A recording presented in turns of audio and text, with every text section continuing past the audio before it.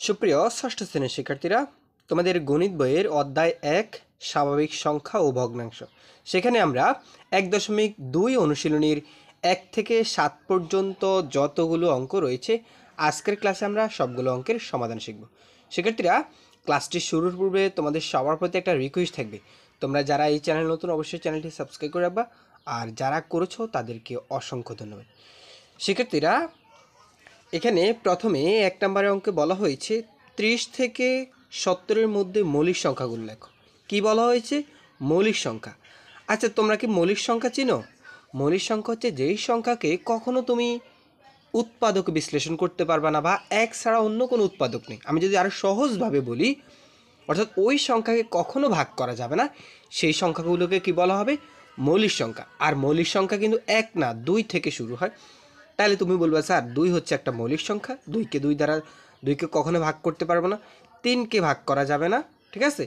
৪কে তুমি চাইলে ২ এর নামটা পড়লে ২ দুগুণে ৪ ভাগ করা যাবে, ৫কে কিন্তু কখনো ভাগ করতে পারবে না, ঠিক আছে। ৬কে ৩ দ্বারা ভাগ করা যায়, ২ দ্বারাও ভাগ করা যায় ৬কে। ৭কে কিন্তু ভাগ করা যায় না, তাই না? ৭, ৮কেও ভাগ করা যায়, ৯কেও ৩ দ্বারা ভাগ করা যায়, ১০কেও ২ দ্বারা ৫ দ্বারা ভাগ করা যায়, ১১কেও কিন্তু ভাগ করা যায় না, ঠিক আছে। ১১কে ভাগ করা যায় না। এরপর ১৩কে কখনো কোনো সংখ্যা দ্বারা ভাগ করতে পারবে না, ঠিক আছে। এরপর ১৪কেও তুমি ২ দ্বারা ভাগ করতে পারবা, আবার ৭ দ্বারাও ভাগ করতে পারবা। ১৫কে তুমি ৩ দ্বারা ভাগ করতে পারবা, ৩ ৫ ১৫, ঠিক আছে। ১৬, ১৭কে তুমি কিন্তু ভাগ করতে পারবা না। এই যে এই সংখ্যাগুলোকে বলা হবে মৌলিক সংখ্যা। তাহলে তো বুঝছো তোমরা। এখন মৌলিক সংখ্যা বলা হয়েছে ৩০ থেকে ৭০ পর্যন্ত। তাহলে ৩০ থেকে ৭০ পর্যন্ত এরকম যে সংখ্যাগুলো আমরা সেগুলো এখন লিখব। তাহলে আমরা লিখতে পারি ৩০ থেকে ৭০-এর মধ্যে মৌলিক সংখ্যাগুলো হলো ৩১, ৩৭, ৪১, ৪৩, ৪৭, ৫৩, ৫৯, ৬১, ৬৭। এগুলো হচ্ছে আমাদের অ্যান্সার, ঠিক আছে। আচ্ছা শিক্ষার্থীরা, এরপর আমাদের ২ নম্বরের অঙ্কটা আমরা দেখব। ২ নম্বরের প্রশ্নে বলা হয়েছে সহমৌলিক জোড় নির্ণয় করা। আচ্ছা, সহমৌলিক সংখ্যাকে তোমরা জানো? এক ব্যতীত, অর্থাৎ যেই সংখ্যাকে উৎপাদকে বিশ্লেষণ করলে বা যার সাধারণ গুণনীয়ক শুধুমাত্র ১ থাকবে, সেটা হচ্ছে সহমৌলিক সংখ্যা। আমি যদি তোমাকে একটু সহজভাবে বোঝাতে চাই, ধরো অঙ্কটা শুরুর আগে তোমাকে যদি একটা সহমৌলিক কী সেটা যদি একটু দেখাতে চাই, তাহলে তোমরা হয়তো মেবি বুঝতে পারবা। এই যে তোমরা দেখতে পাচ্ছ, এখানে আমি ২টা সংখ্যা লিখলাম, ঠিক আছে। একটা হচ্ছে ধরো এই যে ২৭-এর গুণনীয়ক লিখলাম এখানে, আবার এখানে ৫৪-এর গুণনীয়ক লিখলাম, তাই না? এখন এই জায়গাতে দেখো, এখানেও ৩ আছে, এখানেও ৩ আছে, দেখো মিলে গেছে না? এখানেও ৯ আছে, এখানেও ৯ আছে, মিলে গেছে না? মিললে এটা সহমৌলিক হবে না, মিললে এটা সহমৌলিক হবে না। আর যদি না মিলে, তখন সেটাকে আমরা কি বলবো? সহমৌলিক বলবো। যেহেতু এটা মিলে গেছে, তার মানে এটা সহমৌলিক নয়। আচ্ছা, এখন অঙ্কটা কীভাবে করতে হবে আমরা সেই প্রসেসটা দেখব। তাহলে এখন তো তোমরা বুঝতেই পারতেছো যে সহমৌলিক মিললে সহমৌলিক না, আর যদি না মিলে তাহলে সেটা হবে সহমৌলিক। সহমৌলিকের শর্ত হচ্ছে সেটা কারো গুণনীয়কগুলো মিলবে না। আচ্ছা, তাহলে আমরা এখন এটা কীভাবে বের করবো সেটা একটু দেখে নিই। তাহলে প্রথমে এখানে ২টা সংখ্যা ২৭ এবং কত ৫৪, তাই না? এখন আমরা প্রথমে ২৭কে কী করব?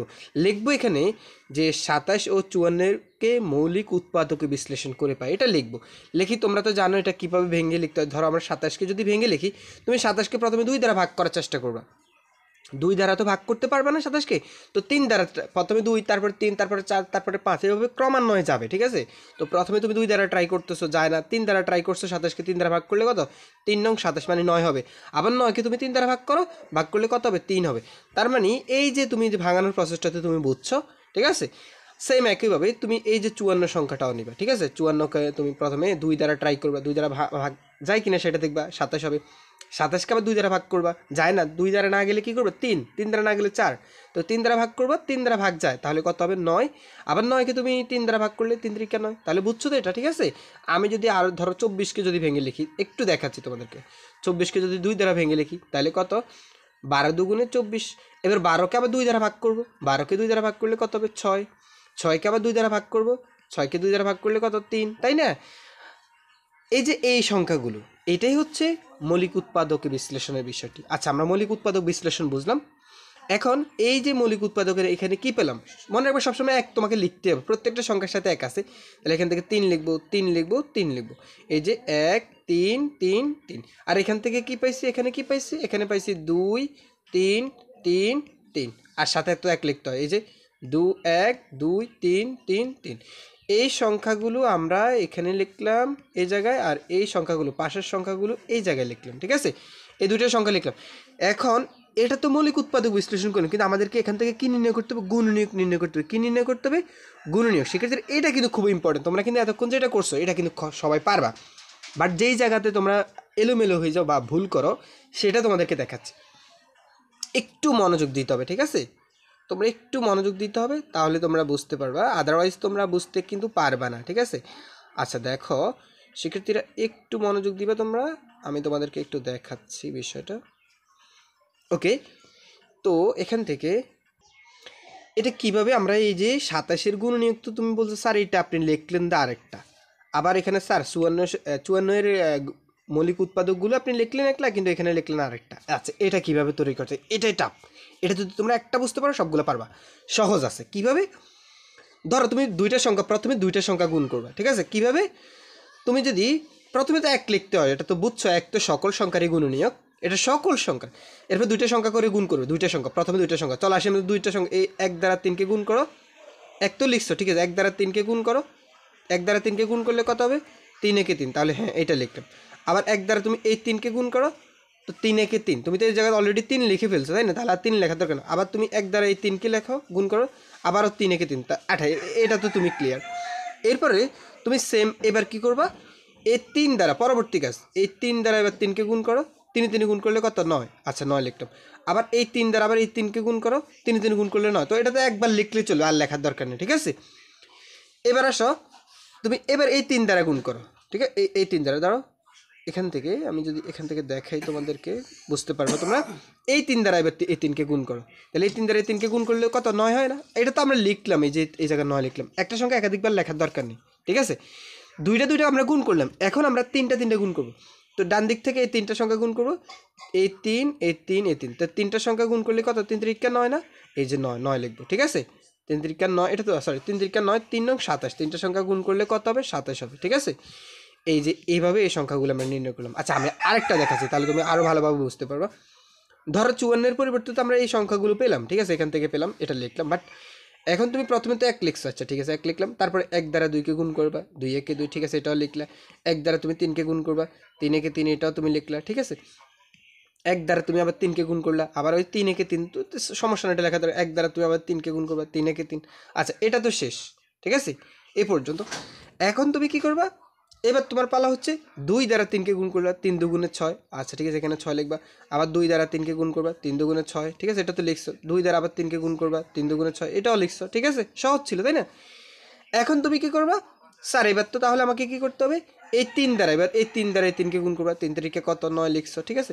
আবার এই 3 দ্বারা 3কে গুণ করছো, তো 9 তো একবার লিখছো, আর লেখার দরকার নেই, ঠিক আছে? ওকে, এবার তুমি কি করবে? স্যার দুইটা সংখ্যা দিতে সবগুলো গুণ করা হয়েছে, এই 3 দ্বারা আবার এই 3কে গুণ করলে সেম 9ই হবে। এখন তোমার টার্গেট হচ্ছে, এখন আমি যেটা করবো সেটা হচ্ছে, আমি দেখো অন্য কালার দিয়ে দেখাচ্ছি। এখন আমরা 3টা সংখ্যা করে গুণ করব। কয়টা সংখ্যা? 3টা সংখ্যা। এই দিক থেকে প্রথমে আমি 3টা সংখ্যা গুণ করব, এই দিক থেকে, ঠিক আছে? এই দিক থেকে ধরো 3 1 2 3, তাহলে 1 2 3 গুণ করলে 2 একে 2, 3 দুগুণে 6, ওই 6 তো আমি এখানে লিখলাম, তাই না? আচ্ছা এটা তাহলে 3টা সংখ্যা শেষ। এবার আমি এই 3টা সংখ্যা গুণ করব, এই 3টা সংখ্যা, তাহলে কত? 3 দুগুণে 6, এই 3 দুগুণে 6, 3 6 18, তাই না? তাহলে এখানে কত হবে? 18। এই যে 18টাও লিখলাম, ঠিক আছে? কাকে? এই 3টা সংখ্যা গুণ করলাম।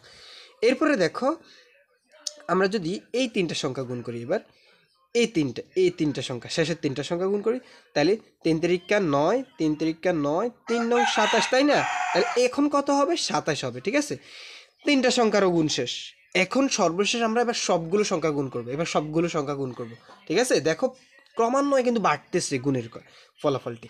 এই যে ক্রমান্বয়ে এবার কী করবো? এই যে এখান থেকে এই পর্যন্ত সবগুলো সংখ্যা গুণ করো, এই সবগুলো সংখ্যা গুণ করলে ওই 54ই হবে, তাই না? কারণ যেহেতু এটা মানে 54 হবে, বুঝছো? এটা তো তোমরা বুঝছো এটা কিভাবে বের করলাম। এখন তোমার শেখার বিষয় হলো এটা কি সহমৌলিক নাকি সহমৌলিক না, সেটা তুমি কিভাবে বুঝতে পারবা। এখানে দেখো 3 আছে, এখানেও 3 আছে, এখানেও 9 আছে, এখানেও 9 আছে, এখানে 27 আছে, এখানে 27 আছে। দেখো তাহলে আমরা লিখতে পারি যে 27 এবং 54-এর মধ্যে সাধারণ গুণনীয়ক 1 3 9 27 বিদ্যমান। ওই যে ওই সংখ্যাগুলো এখান থেকে আমরা যে সংখ্যাগুলো এখানে লিখলাম, এই যে এই 3 9 27, এই 3 9 27, এক তো সবসময় থাকে, ঠিক আছে। এই তিনটা সংখ্যা যেহেতু রয়েছে, মিল রয়েছে, তাহলে তো এটা সহমৌলিক বলতে পারবো না, কারণ যদি মিল থাকে সেটা আর সহমৌলিক না। তাহলে আমরা নিঃসন্দেহে বলতে পারি যে এই যে দুটি সংখ্যা এটি সহমৌলিক সংখ্যা নয়। আচ্ছা ধরো তুমি এটা বুঝতে পারো না ভাইয়া, আমি তোমাকে আরেকটা দেখাচ্ছি, ঠিক আছে, সমস্যা নেই। দেখো এই যে 63 এবং 91, এই দুইটাকে মৌলিক উৎপাদকে প্রথমে আমরা বিশ্লেষণ করব, ঠিক আছে। মৌলিক উৎপাদক বিশ্লেষণ মানে কি, 63কে তুমি ভাগ করবো যে আগের মতো করে, 2 দ্বারা ভাগ করলে যায় না, 3 দ্বারা ভাগ করলে কত, 21, 21কে 3 দ্বারা ভাগ করলে 7। তার মানে তুমি এই 63-র পরিবর্তে লিখতে পারো এই 3 3 7 আর 7 1 লিখতে হয়, ঠিক আছে, এটা লিখবা। আবার সেমভাবে তুমি 91কে তুমি ট্রাই করো, 91কে কিন্তু তুমি যতই ট্রাই করো, দেখো 2 দ্বারা ট্রাই করো, 3 দ্বারা ট্রাই করা যাবে না, কিন্তু 7 দ্বারা ট্রাই করবা, 7 দ্বারা ট্রাই করলে দেখবা কত হবে, 13 হবে। তার মানে আমরা লিখতে পারি 91 মানে হচ্ছে 7 আর কত 13, আর সাথে তো 1 থাকবে। আচ্ছা এটা, এই যে দুইটা সংখ্যা তো বুঝতে পারলাম, 63 কীভাবে বের করতে হয়, 91 কীভাবে বের করতে, এটা বুঝতে পারলাম, এটা সহজ। কিন্তু সবচেয়ে কঠিন যেটা, এই 63-এর গুণনীয়কগুলো কীভাবে বের করতে হয় এই পর্যন্ত আমরা বুঝতে পারি না। তাহলে ওই যে কীভাবে, প্রথমে 1 লিখবা, আচ্ছা ঠিক আছে 1 লিখলাম, সরকারি 1, এটা তো সরকারি সবার জন্য। এখন এই 1 দ্বারা 3কে গুণ করো, ঠিক আছে, 3 একে 3 এটা লিখলাম স্যার। এরপরে কী করবো, এরপরে সেম কাজটা করবে, 1 দ্বারা আবার 3কে গুণ করো, 3 একে 3, তাহলে তো তুমি তো এটা লিখছো, আর লেখার দরকার নেই। আবার 1 দ্বারা তুমি 7কে গুণ করো, 7 একে 7, এটাও তো তুমি লিখছো স্যার, এটা তো সহজ ছিল। কিন্তু এরপরে কী করবা, আবার 3 দ্বারা তুমি 3কে গুণ করো, তাহলে কত, 3 3 9, ঠিক আছে লিখলাম। আবার 3 দ্বারা তুমি 7কে গুণ করো, 3 7 কত হলে 21, তাই না, এটা লিখছো, ঠিক আছে। এরপর আবার তুমি এই 3 দ্বারা আবার এই 7কে গুণ করো, 3 7 21, একবার লিখলে আর দ্বিতীয়বার লেখার দরকার নেই, ঠিক আছে, সমস্যা নেই। এভাবে 3 7 21 হবে, তো দরকার নাই এটা। এখন কি করব, দুইটা দুইটা সংখ্যা করে তো গুণ করলাম, এবার তিনটা তিনটা করে সংখ্যা গুণ করব, ঠিক আছে, 3টা সংখ্যা গুণ করব।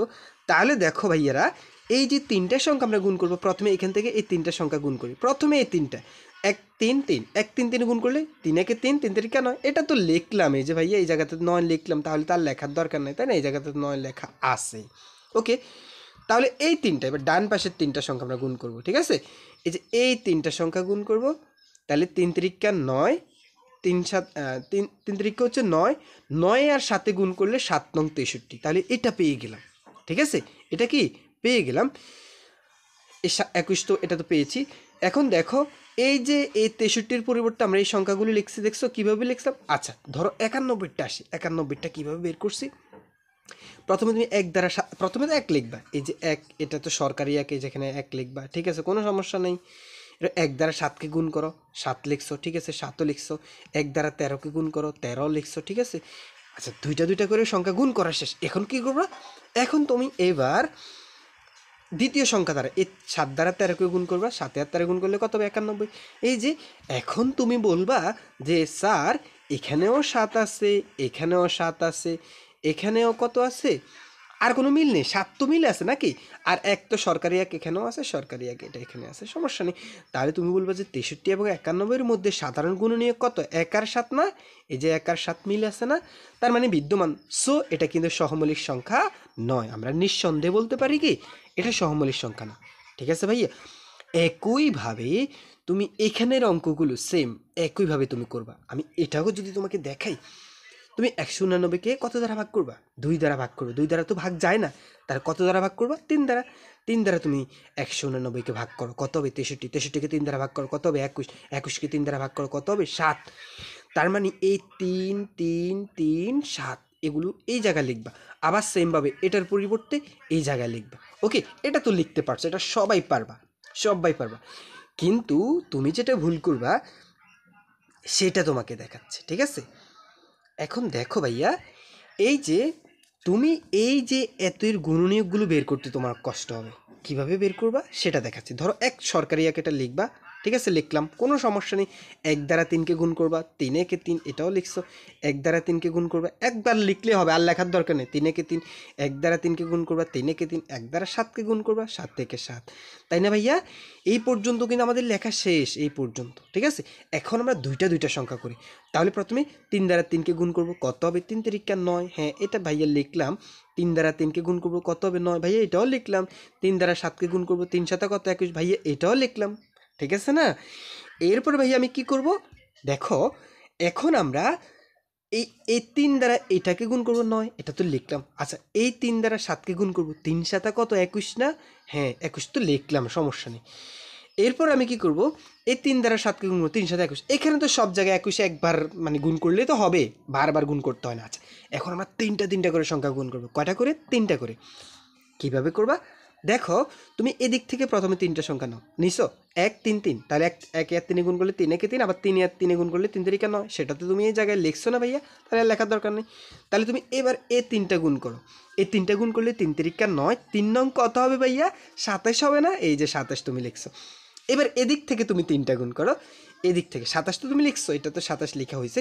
এবার এদিক থেকে তুমি 3টা গুণ করো, তাহলে 3 3 9, 3 3 3 3 9, 7 নং কত হবে ভাইয়া? 63 না?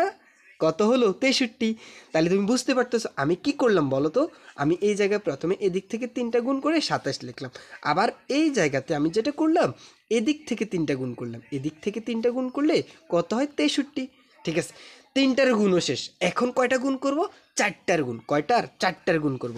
এখন ভাইয়া কি করব দেখো, এই জায়গাতে এই যে এই 4টা গুণ করবে, এখান থেকে এই পর্যন্ত 4টা গুণ করব। কত হবে? এই 4টা গুণ করলে ওই 189 হয়। তুমি দেখবা ওই যে ওই সংখ্যাটাই হবে। ঠিক আছে, একইভাবে তুমি এই সংখ্যা থেকে তো নিশ্চয়ই এই সংখ্যাটির গুণনীয়কগুলো বের করতে পারবা। নিশ্চয়ই তোমরা বুঝতে পারতেছো কীভাবে আমি অঙ্কগুলো করতেছি। ঠিক আছে ভাইয়া, এইভাবে করে যেহেতু তুমি দেখবা, এখন তোমার শেখার বিষয় হচ্ছে ভাইয়া এই জায়গাতে 3 আছে, এখানেও 3 আছে। ঠিক আছে, আচ্ছা অন্য কালার দিয়ে দেখাচ্ছি। তুমি বলবা যে এখানে মিল অমিলগুলো বিষয়টা, যেটা মিল আছে ধরো এখানে 3 আছে, এখানেও 3 আছে, এখানেও কত আছে? 7 আছে, এখানেও 7 আছে, মানে যেগুলো মিল আছে ওইগুলো লিখবে। যে এত এর মধ্যে সাধারণ গুণনীয়ক এগুলো বিদ্যমান মানে রয়েছে, তখন যেহেতু মিল থাকবে তাহলে সেটা সহমৌলিক জীবনে হবে না, সেটা সহমৌলিক নয়। সহমৌলিক হইতে হইলে কোনোটা মিল থাকতে পারবে না, শুধুমাত্র এক মিল থাকবে। আচ্ছা সেটা কি? ইচ্ছা দেখাচ্ছি। ধরো এই যে এই অঙ্কটা দেখি আমরা, এই অঙ্কটাকে আমরা এই যে ধরো ভাইয়া এখান থেকে ধরো আমরা এটা করলাম, এই যে ঘ নাম্বারটা, এটা উৎপাদক বিশ্লেষণ করলাম। ঠিক আছে, এটা স্বাভাবিক যেভাবে বের করো, 52 এটা বের করলো না, 97 এটা বের করলা, এটা মৌলিক উৎপাদক। তারপরে তুমি 52 গুণনীয়কগুলো বের করলা, 97 গুণনীয়কগুলো বের করলা। এখন দেখো তো ভাইয়া এখানে 1 আছে, এখানে 1 আছে। আচ্ছা 1 তো সরকারি সবার জন্য থাকবে, এমনিতে 1 বাদ দাও, ধরো 1 নাই, 1 কিন্তু সবার সাথেই থাকবে। ঠিক আছে, তাহলে তুমি দেখো অন্য কোনো সংখ্যা আছে কিনা, মিল আছে কিনা। আছে, তোমার যদি এখানে 3 একটা থাকতো, এখানে যদি একটা 3 থাকতো, তাহলে এটাও মিল এটাও মিল, তাহলে কিন্তু এটা সহমৌলিক না। কিন্তু দেখো ভাইয়া এখানে যে সংখ্যাগুলো, এখানে এই সংখ্যাগুলোর মধ্যে কোনো মিল নেই, তার মানে আমরা লিখতে পারি 1 ছাড়া অন্য কোনো সংখ্যায় মিল নেই বা গুণনীয়ক নেই, তাহলে এটা নিশ্চয়ই এটা কি সহমৌলিক সংখ্যা। বুঝছো ভাইয়া? ওকে, আচ্ছা এরপরে দেখো, আচ্ছা ভাইয়া পরবর্তী ক্লাসে আমি তোমাদেরকে এখান থেকে এই যে নিঃশেষে বিভাজ্য, দেখো নিচের কোন সংখ্যাগুলো দ্বারা নির্দেশিত সংখ্যা নিঃশেষে বিভাজ্য, এই অঙ্কগুলো তোমাদেরকে দেখিয়ে দেবো। এর পাশাপাশি আরও অনেকগুলো অঙ্ক রয়েছে, সবগুলোই তোমাদেরকে দেখিয়ে দেবো শিক্ষার্থীরা। সেই পর্যন্ত তোমরা সবাই ভালো থাকবে, সুস্থ থাকবে, আর আমাদের চ্যানেলটি সাবস্ক্রাইব করে আমাদের সাথে থাকবে। ধন্যবাদ।